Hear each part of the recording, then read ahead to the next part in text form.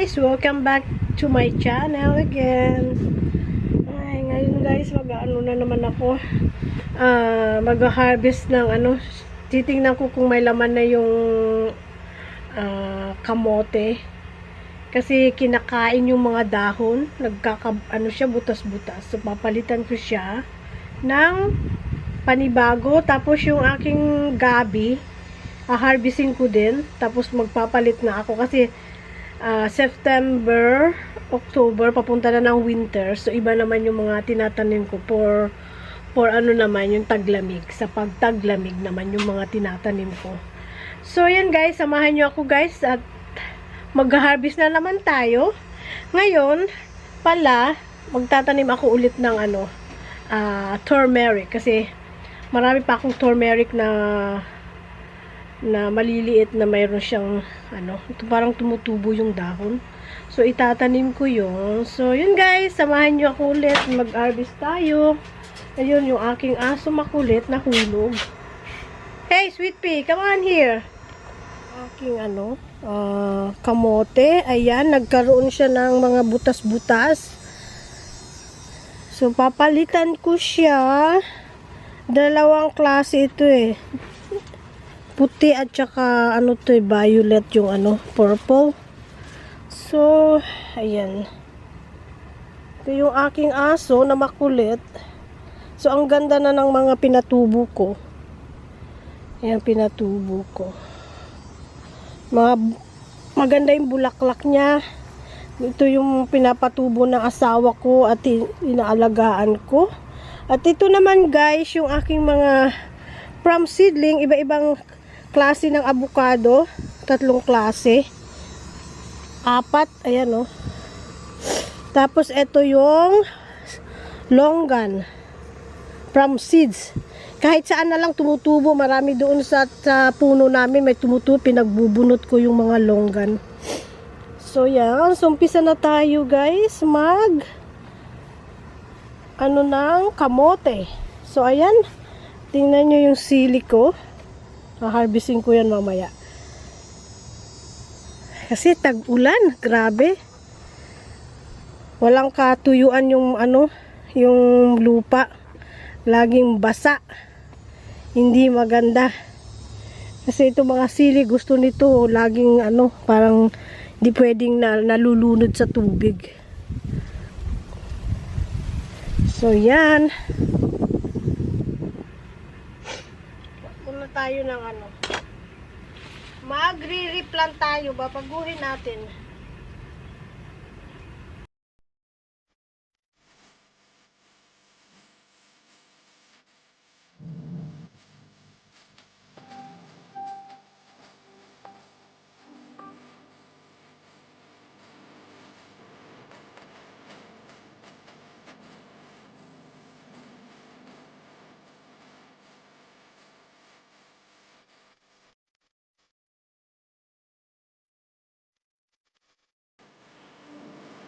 So guys, pakita ko sa inyo yung aking nakuha na kamote. So ito siya, mga puro maliliit na lang. Ayan. See, meron siyang mga kinagat dito hindi maganda. Marami siyang parang kinainan ng bugs. So yan guys, ito lang yung nakuha ko kasi ililipat ko sa panibagong magtatanim ako ng panibago. So yan guys, harvest tayo ng gabi.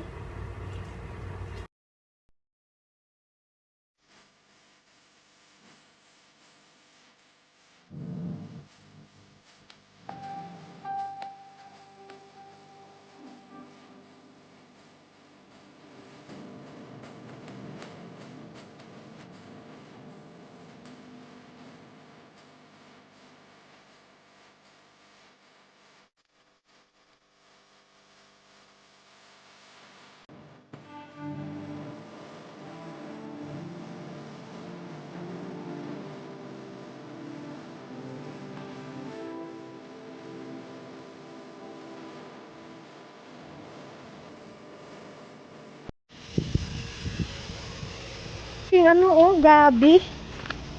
Madami-dami din. Hindi ko pa natapos. Meron pa. Ayun. Tapos didigin ko pa siya sa... Aanuhin ko pa siya dito.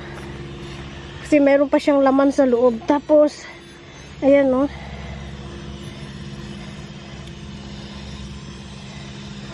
Tapos itong mga kuhaan ko, ibabalik ko siya.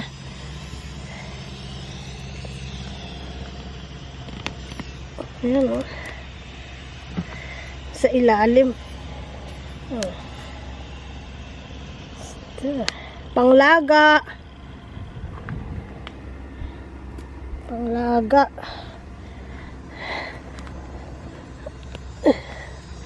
So, ayan na sa ilalim. Ala. Okay. Ang dami pala siyang ano sa ilalim. Okay. Pakita ko sa inyo guys mamaya kapag natapos ko na siyang i-anuhin. So ayan yung mga nakuha ko, pero yung iba kukuha malalaki din siya, panglaga. Kaya pang sigang, lagay sa sigang.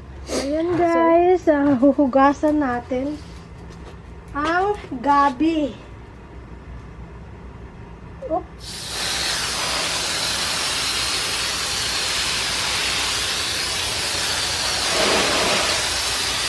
Maraming gamot. Diba yan? Ayan.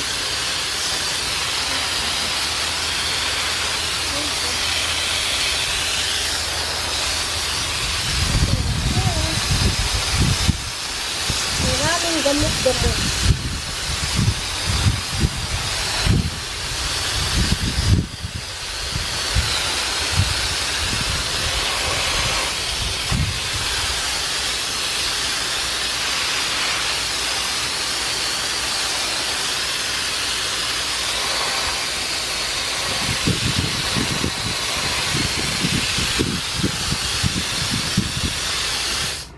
Yan. So, ito yung ating na-harvest ngayon. Tatanggalan ko lang siya ng mga tawag dito, yung mga ganito niya.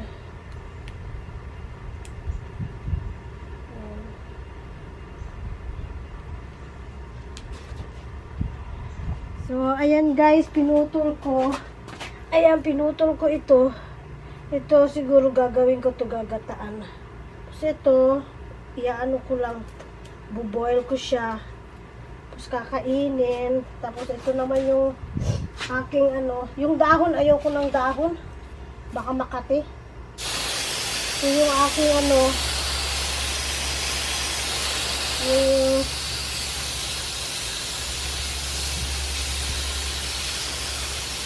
nakuha na ano.